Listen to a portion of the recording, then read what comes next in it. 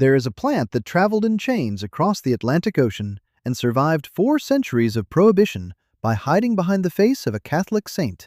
And today, the World Health Organization recommends it as a first-line medicine in health systems with limited resources. It's called African basil. It's known as Ifiri in southwestern Nigeria, fever plant in the English-speaking Caribbean, alfavaca or criollo in Brazil, and clove herb or purple basil in Cuba and Colombia. Its names are as numerous as the ports it passed through, as many as the hands that kept it a secret during centuries of oppression. And if this plant still exists in the Americas today, it's not thanks to royal botanical gardens, vice-regal herbaria, or any scientific expedition funded by the Spanish or Portuguese crowns. It's here because a group of men and women who had been robbed of everything, their names, their families, their land, their freedom, refused to lose their medicine as well. This is the story of how an entire medical system was hidden within the liturgy of a religion that persecuted it. It tells of how the leaves of a plant survived on the altars of saints whom no one, in theory, should venerate with African herbs. It recounts how that hidden knowledge proved so robust that 3 centuries later, laboratories confirm it compound by compound, alkaloid by alkaloid. But before reaching the laboratories, we must retrace the journey the plant made, the only journey no one chose. The story of African basil begins thousands of years before any European ship crossed the Atlantic, in the villages of the Gulf of Guinea, in the savannas of what is now Nigeria, Ghana, Benin, Senegal, and the Democratic Republic of Congo. For the Yoruba people, who inhabited southwestern Nigeria and southern Benin, the plant that botanists now classify as Ocimum gratissimum was not simply a medicinal herb. It was a link between worlds. It was the plant of Ogun, the orisha of iron, war, work, and justice. Ogun was not a god of destruction, although European colonizers interpreted him that way for centuries. He was the protector of blacksmiths, farmers, and hunters. He was the energy that opens paths, clears obstacles, and cleanses what is corrupt. And their plant, the basil with large leaves and a penetrating smell of clove and eucalyptus, was the concrete instrument with which their priests, the babalawo, worked in rituals, in healings, in rites of passage. It wasn't superstition. It was empirical pharmacology codified in the form of a liturgy. The babalawos knew the properties of Ocimum gratissimum with a precision that no written document recorded until European ethnobotanists arrived centuries later with their notebooks. They knew that the essential oil from its leaves, when rubbed on the skin, repelled the insects that transmitted malaria and yellow fever. They knew that tea made from its leaves lowered fever with a reliability that surprised missionaries who saw it for the first time. They knew that a poultice cured skin infections that, without treatment, could become gangrenous in the humid coastal climate. They knew, though they had no words to express it in terms of alkaloids and terpenes, that the plant killed bacteria, that it cleansed, that it protected. This knowledge was passed down from master to disciple in the oral tradition of Ifa, the Yoruba divination system that the United Nations Educational, Scientific, and Cultural Organization, UNESCO, inscribed on its representative list of the intangible cultural heritage of humanity in 2005. Ifa is one of the oldest and most complex knowledge traditions on the African continent. Its Odu, the divination patterns, contain instructions for treating illnesses, for the use of plants, and for understanding the human body in relation to its environment. In its epistemological structure, it is no different from the bodies of medical knowledge transmitted by medieval scholastics at the universities of Bologna and Salamanca. The only difference is that the medium was oral rather than printed, and the context was ritual rather than academic. South of the Yoruba territory, in the Kingdom of Congo, which encompassed parts of what are now the Republic of Congo, the Democratic Republic of Congo, and Angola, other medicinal traditions recognized plants of the same genus with similar uses. Traditional Nganga healers operated within a system where illness was always relational. It arose from an imbalance between the world of the living and that of the ancestors, and the cure was simultaneously botanical and spiritual. The plants were inseparable from their ritual contexts because the ritual was, in essence, the protocol for their application. Who took them, when, with what intention, under what conditions? All of this was part of the treatment. On the coasts of Senegal and Gambia, among the Wolof and Mande peoples, the use of Ocimum gratissimum extended to respiratory infections, gastrointestinal problems caused by bacteria transmitted through contaminated water, and skin conditions that we now recognize as ringworm, candidiasis, and other fungal infections. Women, because in many of these traditions botanical knowledge was primarily a female domain, preserved the seeds, prepared the extracts, and taught their daughters not only the recipes but also the conditions of use, the contraindications, and how to distinguish the genuine plant from those that resembled it but lacked its properties. That knowledge had been refined for thousands of years.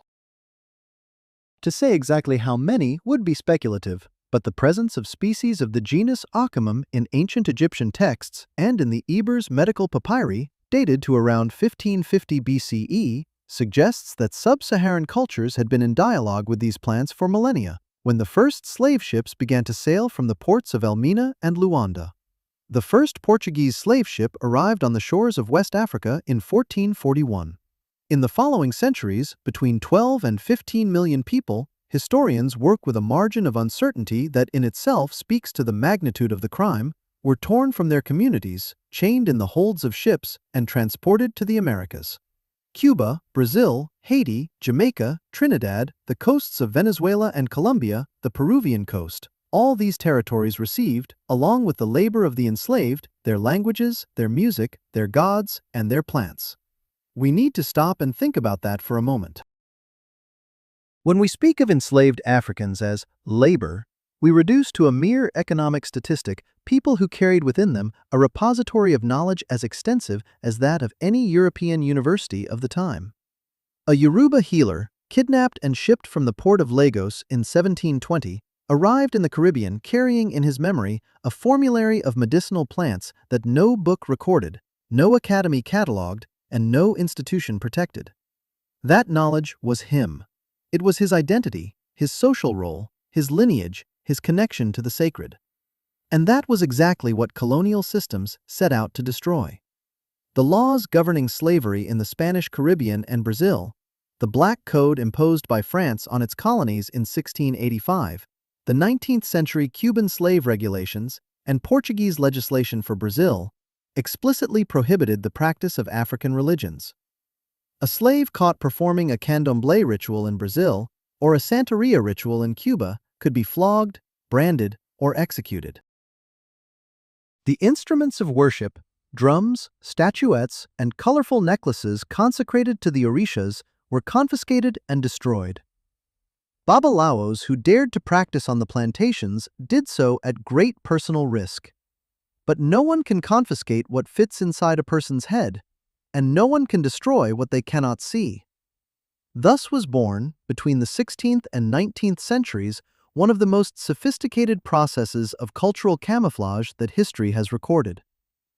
Enslaved Africans in Cuba, Brazil, Haiti, Trinidad, and Venezuela constructed a system of dual language that, to the eyes of their masters and Catholic priests, appeared to be religious submission, but which inwardly was the intact preservation of a spiritual and medicinal universe thousands of years old.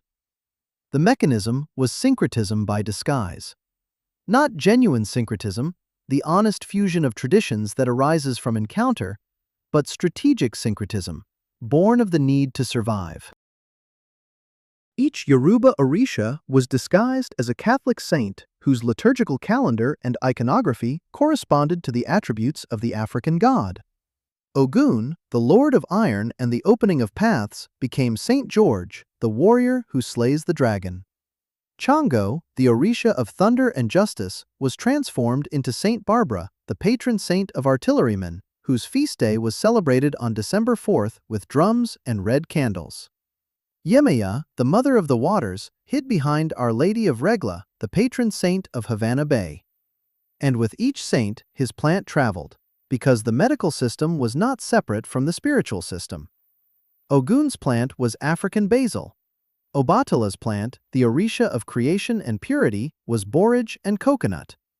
Oshun's plant, the orisha of love and the river, was cinnamon and honey. Babalu Aya's plant, the orisha of skin diseases and epidemics, was chili pepper and roasted corn. Each of these links between deity and plant was, in functional terms, a piece of a medical formulary coded in the form of mythology. When a woman enslaved on a sugar plantation in Havana in 1820 placed a bunch of African basil at the foot of the image of St. George she kept in her hut, the master who watched over her saw Christian devotion. What was really happening was that this woman was maintaining her connection to Ogun, to his protective system, to the medicinal knowledge of her lineage. If her child had a fever, she knew that water infused with the leaves of that basil, the saint's plant, as she would say if anyone asked, could help him. She didn't call it antibacterial, she didn't know the word eugenol, but she knew exactly what to do and why it worked, with the precision of someone who had seen it done 1,000 times before. The geography of this camouflage operation was immense. In Cuba, the system we know today as Regla de Ocha, or Santeria, recently declared part of Cuba's national cultural heritage and now studied in universities throughout Latin America, preserved for 4 centuries a complete herbal that Yoruba priests used in West Africa. The plants of Brazilian candomblé, concentrated in cities like Salvador and Recife, are an almost exact reflection of that herbal.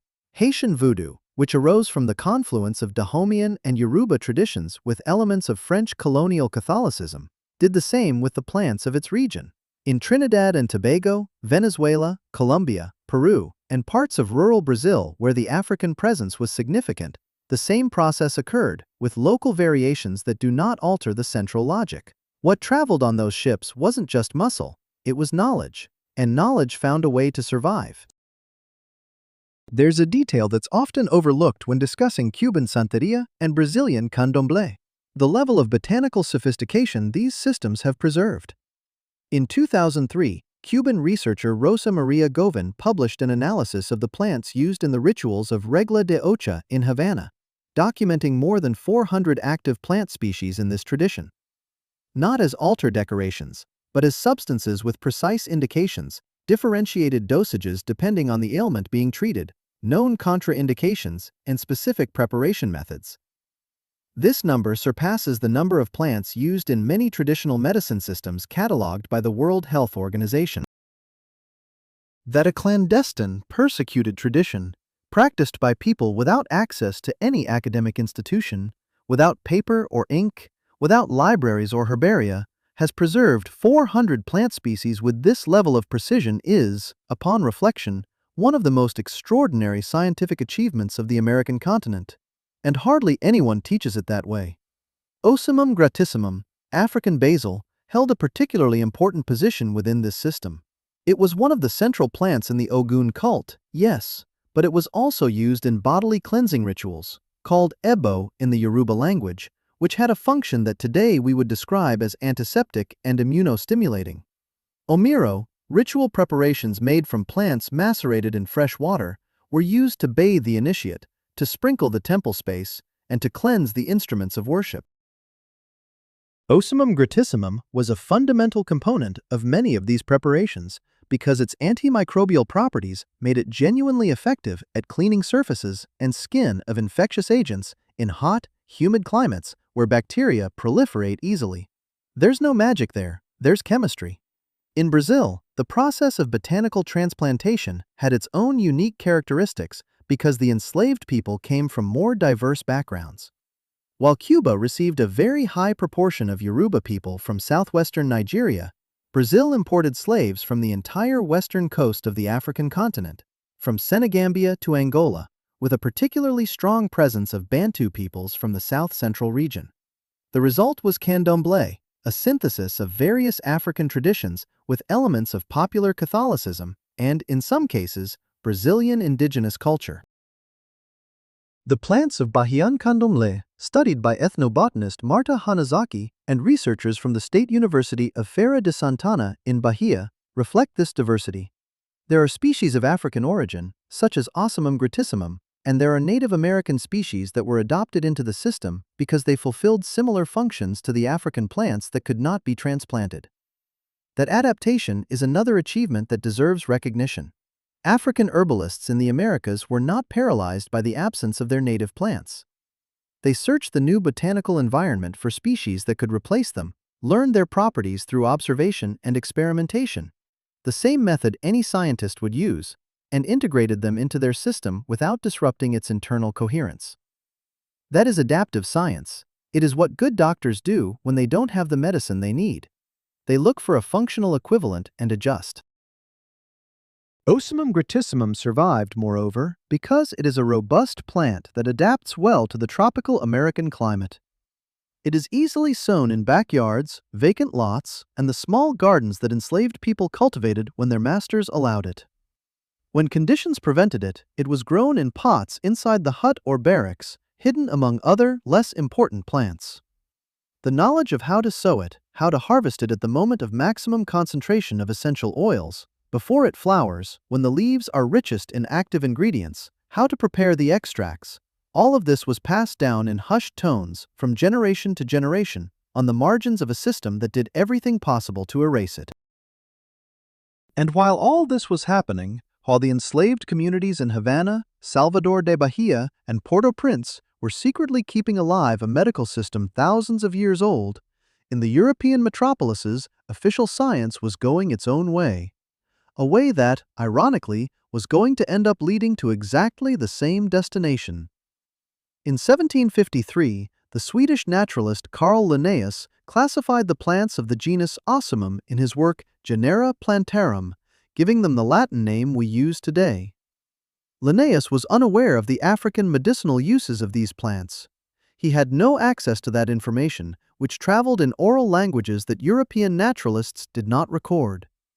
But he noticed, as Yoruba healers had centuries before, that there was something particularly potent about the scent of those leaves. The most bitter irony of this story is that, while modern pharmacology was beginning to develop in 19th-century European laboratories, extracting active ingredients from plants, synthesizing molecules, building the edifice of medicine as we know it today, the most refined knowledge about the medicinal properties of these African plants remained invisible to mainstream science. Not because it didn't exist, but because it existed in the wrong place, in the rituals of persecuted religious traditions, in the memories of people whom the colonial system denied any capacity for knowledge. The 19th century was especially brutal for Afro-American religious traditions. As abolitionist movements gained strength in Europe and the Americas, slaveholding systems responded, paradoxically, with even more intense cultural repression. If the enslaved were to receive freedom, at least they should lose their culture. In Cuba, Spanish colonial authorities unleashed campaigns against Santeria in the 1870s and 1880s under the pretext of witchcraft and superstition. In Brazil, the Republic proclaimed in 1889, theoretically more liberal than the empire, criminalized candomblé practices in its 1940 Penal Code. Articles 283 to 286 explicitly prohibited healing, spiritism, and the practices of occult medicine. A Pai de Santo, or a Mãe de Santo, the priest or priestess of candomblé, could be arrested, tried, and imprisoned for preparing an omiedo. The first protection service that some Brazilian states offered to terreiros, candomblé temples, was in the 1940s in the state of Bahia, and was the result of a decades-long struggle led by figures like Mãe Aninha de Xangô, the leader of the Ile Axé Opo Afonja Terreiro in Salvador, who held direct negotiations with the governor to stop the police raids on the ceremonies. That was in 1937. The medical system that this woman was protecting had already endured more than 3 centuries of uninterrupted persecution. And he survived. The question that needs to be asked is why? Why did knowledge that was persecuted, that could not be written down, that could not be taught openly, that was practiced by people without access to any institution of power, survive 4 centuries of systematic pressure to erase it? The answer has 2 parts, and both matter. The first part is that it worked. The remedies that the priestesses and santeros prepared with Ocimum gratissimum and the other plants in the system cured illnesses. On a sugarcane plantation in Cuba in 1840, without access to doctors, without a hospital, with bodies broken by forced labor, with immune systems weakened by malnutrition and stress, the sick people resorted to what they had. and what they had worked. African basil wasn't blind faith, it was technology proven through use. The second point is that knowledge was protected by its own invisibility. It resided within the saints, it resided within the chants, it resided within the rituals that the rulers tolerated because they mistook them for popular Catholicism. The best place to hide a secret is not in the shadows, it is in the light, disguised as something the pursuer already knows and does not fear. 4 centuries. 4 centuries of surveillance, repression, and cultural eradication campaigns.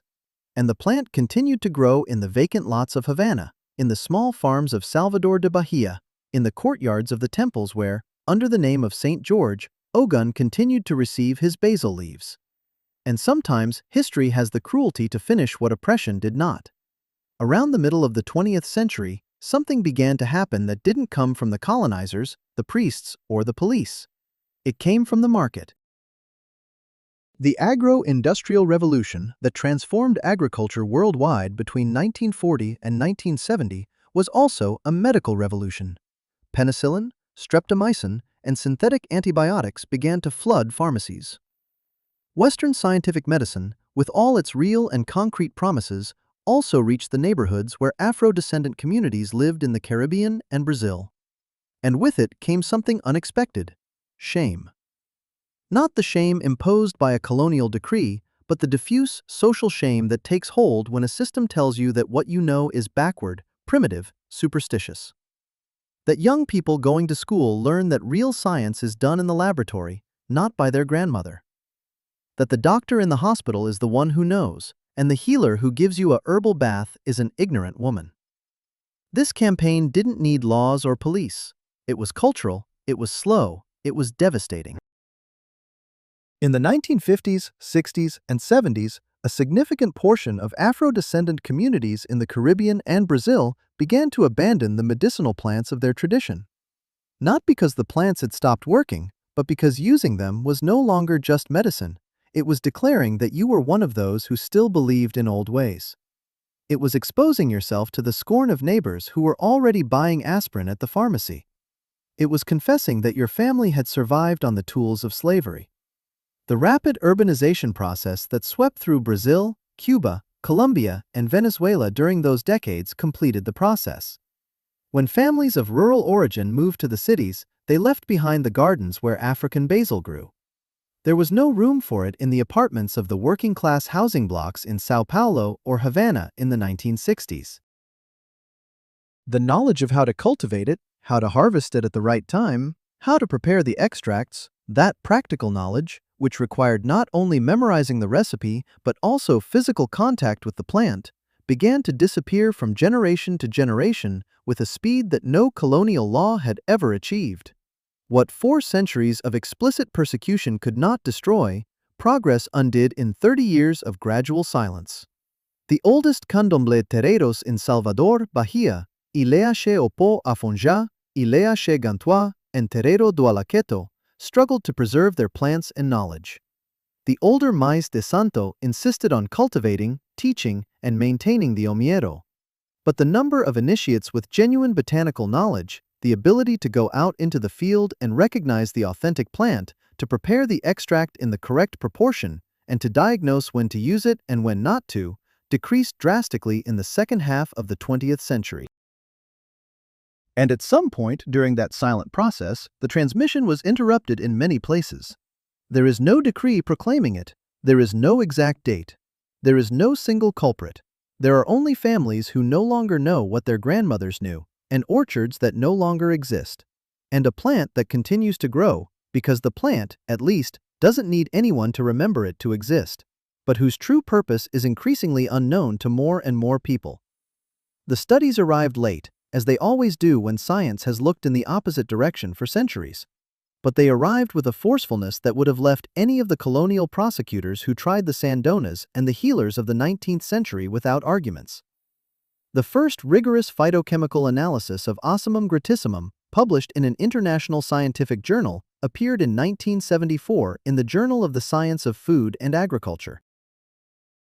Its authors, Nigerian researchers from the University of Ibadan, documented the composition of the plant's essential oil, and discovered something that Yoruba babalawos had known for millennia without needing gas chromatography to prove it: that this oil was deeply hostile to microorganisms. The main component they found was eugenol, the same compound that gives cloves their characteristic scent and that dentists have used for decades as an anesthetic and antiseptic in dentistry. But Ocimum gratissimum contains more than just eugenol. It also contains thymol, the active ingredient in thyme that gives its name to the popular mouthwash, terpineol, linalool, and a list of monoterpenes and sesquiterpenes that together produce a broad-spectrum antimicrobial effect. Broad spectrum. These two words carry enormous weight in pharmacology. They mean that the substance acts not only against one type of bacteria or fungus, but against many. Most synthetic antibiotics have a defined and limited spectrum of action. The profile of Ocimum gratissimum essential oil showed from the outset an ability to act against an unusually broad range of pathogens. But it was 1974, and the work came from an African university, and the major scientific dissemination networks of the time didn't look to Africa when seeking sources of pharmacological knowledge. The study was published, cited in some phytochemistry papers, and remained a footnote for decades. What changed that situation was, paradoxically, a global health crisis. Starting in the 1980s, bacterial resistance to antibiotics began to emerge as one of the most serious problems in global medicine. Methicillin-resistant Staphylococcus aureus strains, what doctors call MRSA, fluoroquinolone-resistant intestinal bacteria, hospital-acquired germs that survived all available antibiotics. The edifice of modern antibiotic pharmacology, painstakingly built since Fleming's time, was beginning to show cracks that laboratories didn't know how to seal.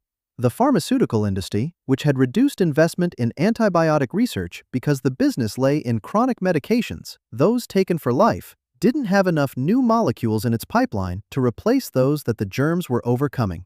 In that context, some researchers began to shift their focus to traditional medicinal systems, not as a sentimental last resort, but as a rational source of new molecular clues. The logic was simple. If a plant has been in contact with human pathogens for thousands of years, and the communities that use it have survived and continue to use it, there is reason to believe it contains something that works. Ocimum gratissimum began appearing in that search with a frequency that attracted attention. In 2002, a team of researchers from the University of Benin in Nigeria published a study in the Journal of Ethnopharmacology, the leading international journal for research on traditional medicinal plants, evaluating the antimicrobial activity of Ocimum gratissimum essential oil against a range of clinically relevant pathogens. The results were clear. The plant showed significant inhibitory activity against Escherichia coli, Staphylococcus aureus, Salmonella typhi, the bacterium responsible for typhoid fever, and Pseudomonas aeruginosa, an opportunistic pathogen particularly feared in hospital settings precisely because of its high resistance to conventional antibiotics. These were not marginal or ambiguous results. The minimum inhibitory concentrations documented in that study placed the essential oil of Ocimum gratissimum in a range comparable to that of standard clinically used antibiotics for some of the organisms tested.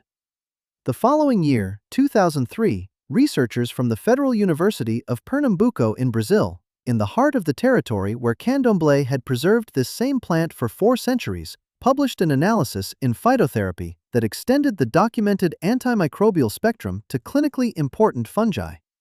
Candida albicans, the fungus responsible for most candidiasis, genital, oral, and systemic infections, showed considerable sensitivity to the plant's essential oil. Trichophyton rubrum and Microsporum canis, the main agents of ringworm, also responded. Afro-Brazilian communities had been using poultices of African basil for skin infections for generations. Science had just discovered why. There comes a moment, when reviewing these studies, when one feels something difficult to name.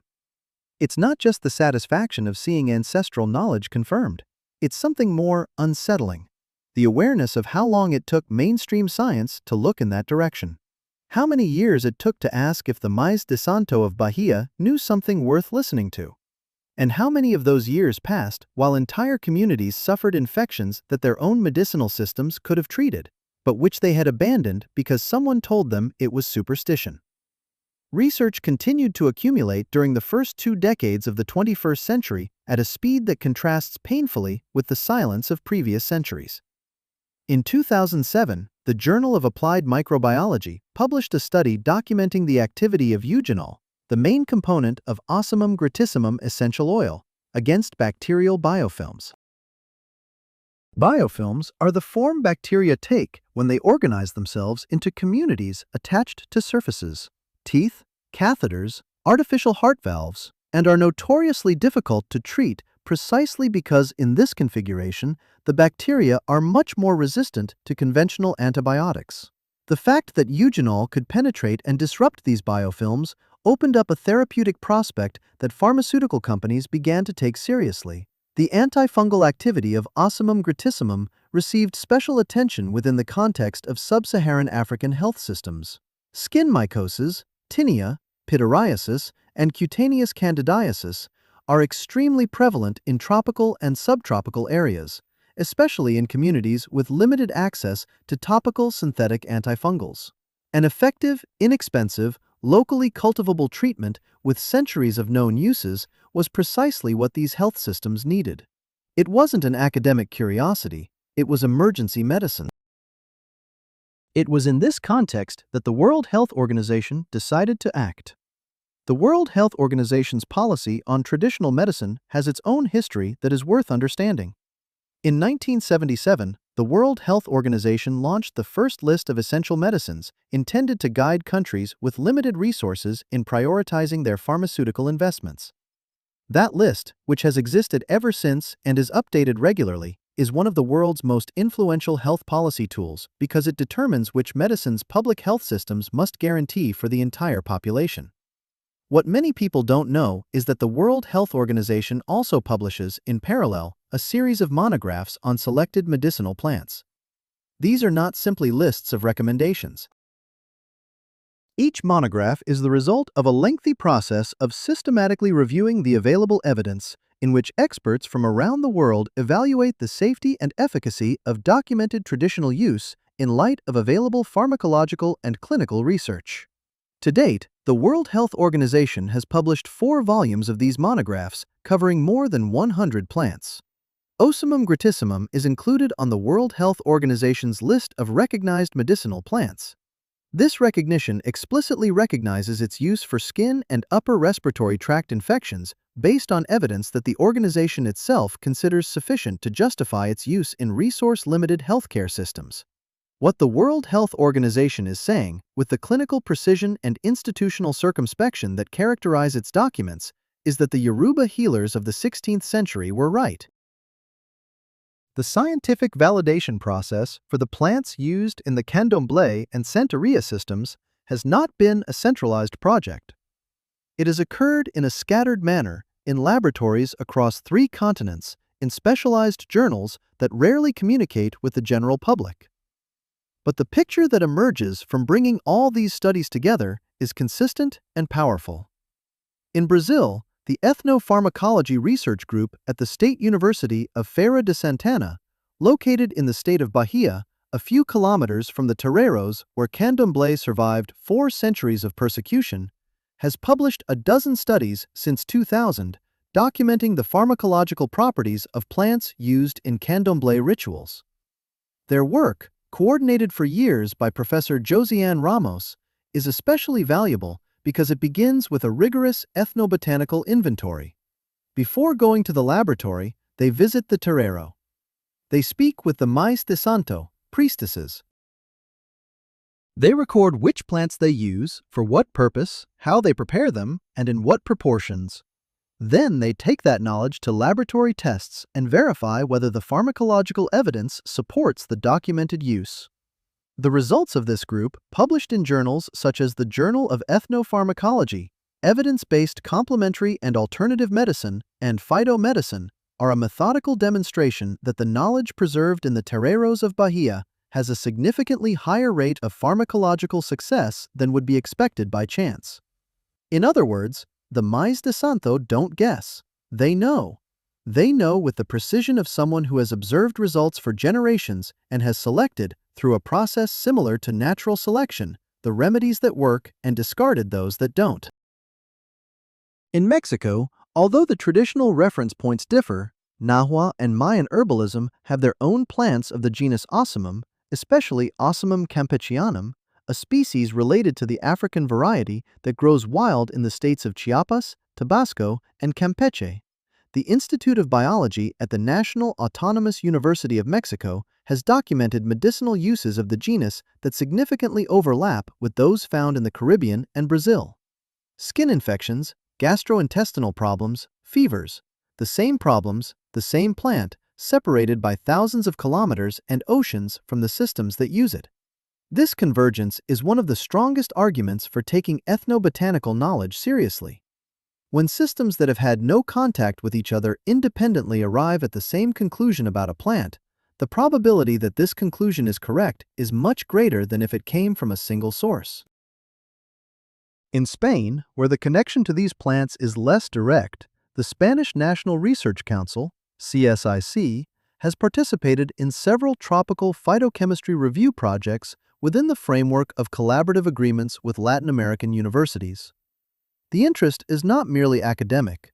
Antimicrobial resistance is a problem in Spain and Europe as much as it is in Africa and Latin America, and CSIC researchers working in ethnopharmacology see in the traditional medicinal systems of the Americas and Africa a library of molecules that chemical synthesis has not yet fully explored. The antiviral activity of Ocimum gratissimum deserves specific mention because it has direct relevance to public health systems in the Spanish-speaking world.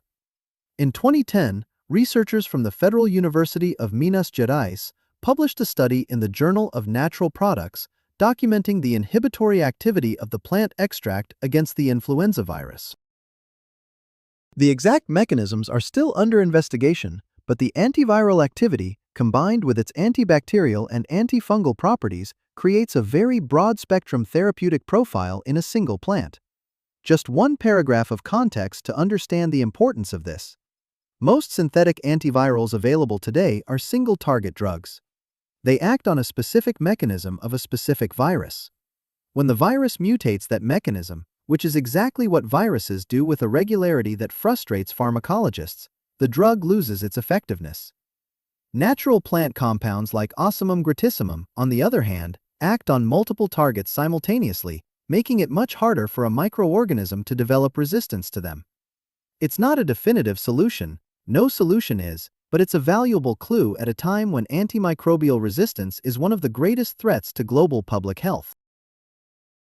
Research on the anti-inflammatory activity of Ocimum gratissimum adds another dimension to the picture.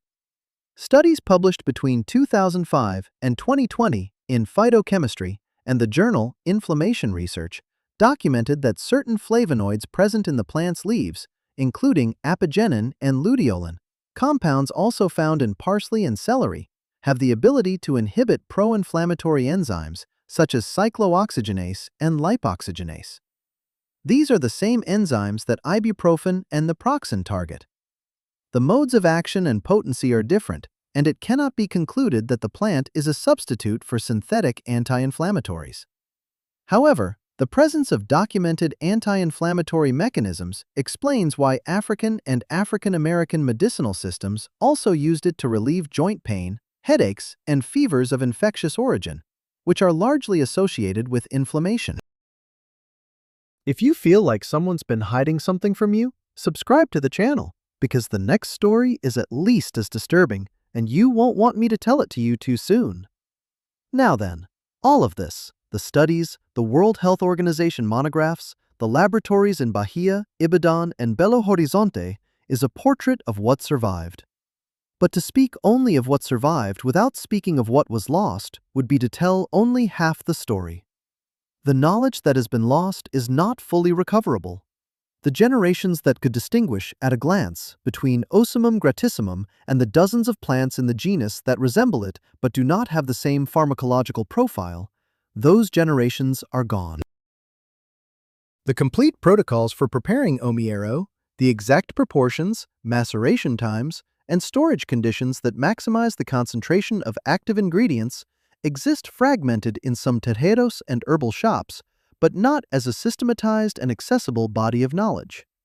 What exists is a collection of pieces whose reunification would require a large-scale ethnobotanical effort. That effort exists, albeit in a scattered manner. In Cuba, the Center for the Development of Natural and Traditional Medicine, an agency under the Ministry of Public Health, has been working since the 1990s on the cataloging and scientific validation of medicinal plants used in Cuban Santeria. This work is particularly noteworthy because it takes place within the context of the Cuban public health system, which, due to foreign currency availability and health policy considerations, has a pragmatic interest in validating local therapeutic alternatives. Ocimum gratissimum appears in the therapeutic guidelines of this system as a plant with recognized uses for skin conditions and mild respiratory infections, making Cuba one of the few countries in the world where a plant of Afro-Cuban ritual origin is officially part of the public health system's therapeutic arsenal. In Brazil, the National Program for Medicinal and Phytotherapeutic Plants, launched in 2006 under the Lula da Silva administration, though with precedents in earlier policies, included working with Afro-Brazilian communities as part of its mandate from the outset. The idea was precisely what studies from the State University of Feira de Santana had suggested, to treat the knowledge of the toreros, candomblé temples, as a valuable source of pharmacological information, not as quaint folklore. The result was a series of agreements between university laboratories and candomblé communities in Bahia to document the use of medicinal plants and explore their therapeutic potential under formal research protocols. That model, horizontal collaboration between academic science and traditional knowledge systems, is exactly what critical ethnobotany has been proposing for decades, and it is the only way to recover something of what oblivion and shame dissolved in 30 years of silence. Where is the plant today? Where can someone find it if they want to add it to their garden, their medicine cabinet, or their kitchen? Ocimum gratissimum grows easily in warm or warm-temperate climates. It adapts to any well-drained soil and receives plenty of sun.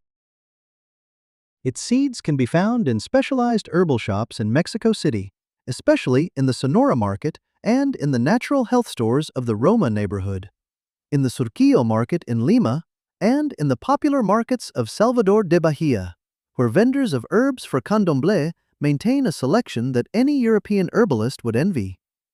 In Spain, some nurseries specializing in aromatic and medicinal plants in Madrid and Granada carry it under the names African basil or clove herb.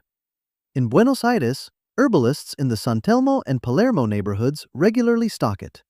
The plant is distinguished from common Italian basil, the Ocimum basilicum of Mediterranean cuisine, by its larger, rougher-to-the-touch leaves and a much more pungent aroma, with clear notes of clove and eucalyptus.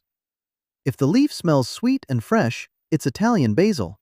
If the leaf smells pungent and slightly medicinal, with that lingering clove scent on your fingers, it's African basil. The most documented and research-supported traditional use is external, strong infusions of fresh or dried leaves for washes and poultices on skin infections, ringworm, small infected wounds, and fungal skin conditions. The concentration that laboratory studies have found active in infection models is in the range of a 5% infusion, that is, 5 grams of dried leaves in 100 milliliters of water, prepared in hot but not boiling water and allowed to cool before applying to the skin. Fresh leaves, brewed as a moderately strong tea, have a long-standing traditional use for upper respiratory tract ailments, colds, flu, coughs, and for gastrointestinal discomfort of infectious origin. Available research provides pharmacological support for these uses, although there are no randomized clinical trials in humans with the rigor required for formal regulatory approval. This means that Ocimum gratissimum cannot be said to cure the flu in the clinical sense. However, its active components have shown activity against the agents that cause these ailments in laboratory models, and its traditional use has thousands of years of empirical history. Documented contraindications include caution during pregnancy. Several compounds in the essential oil have uterine-stimulating potential at high concentrations. In people with known allergies to plants in the mint family, Lamiaceae, and in combination with anticoagulants, as some flavonoids in the plant may potentiate the effect of these medications. External use on the skin is safe for most people, although it is advisable to test it on a small area before applying it to larger surfaces, especially on sensitive skin. Commercial essential oils of Ocimum gratissimum, available at aromatherapy shops and specialty herbalists, should not be used neat on the skin. They must be diluted to 2 or 3% in a carrier oil before any topical application, as their high eugenol content can cause irritation in sensitive skin when used undiluted. The return of this plant to community gardens in the Spanish-speaking world requires no institution, no permit, no budget. It requires seeds, soil, water, and the willingness to learn what the plant is good for. And there is something else it requires: the recognition that the knowledge that arrived with this plant in the Caribbean and Brazil did not come from any university research funded by any government. It came with people in chains who decided, in the only space that could not be confiscated from them, their own memory, that this knowledge would not die with them. If this story made you think about everything that remains hidden, subscribe to the channel. Every week we open a chapter of the archive that time and power tried to close. African basil continues to grow in the vacant lots of Havana. It still smells of Ogun and St. George simultaneously because they never cease to be one and the same. It continues to grow in the courtyards of the Tejados of Bahia, where the oldest Mais de Santo call it by its Yoruba name. It also continues to grow in the flower pots of apartments in São Paulo, Medellín, and Madrid, cultivated by people who sometimes know exactly what it is, and sometimes only know that their grandmother said it was good for infections and that it smelled of something very ancient. Plants don't forget what we forget. They store in their molecules the memory of everything they knew, regardless of whether anyone remembers to ask them.